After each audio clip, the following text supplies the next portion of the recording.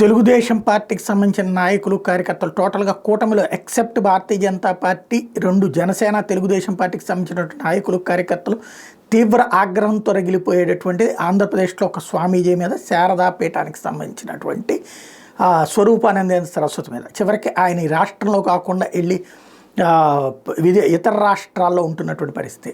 అయితే వరుసపెట్టి కేసులు, ఆ శారదాపీఠాన్ని స్వాధీనం చేసుకోవాలి, లేకపోతే కూల్చేయాలి, కొండ మీద తిరుమల కొండ మీద ఉన్నదాన్ని కూల్చేయాలంటే ఓ పక్క న్యాయ పోరాటాలు చేస్తున్నటువంటి సందర్భంలో కేంద్ర హోంమంత్రి శాఖ నుంచి ఒక అనుకోని వరం లభించింది. దానికి ఏదైతే విదేశాల నుండి నిధులు వసూలు చేయడానికి కావాల్సినటువంటి FCRAకి సంబంధించినటువంటి లైసెన్స్ ఇప్పుడు శారదాపీఠానికి లభించింది.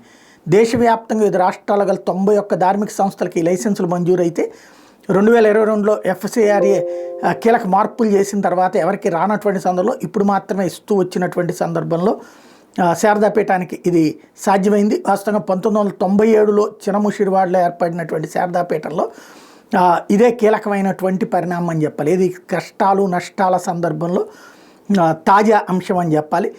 ఇటీవల ఉత్తరప్రదేశ్లోని బృందావనంలో ఉన్నటువంటి బంకే బిహారీ ఆలయానికి FCRA లైసెన్స్ జారీ చేసింది. ఇప్పుడు తాజాగా మళ్ళీ హిందూ సంస్థలకు సంబంధించి విశాఖ శారదాపీఠానికే ఈ అనుమతి లభించింది.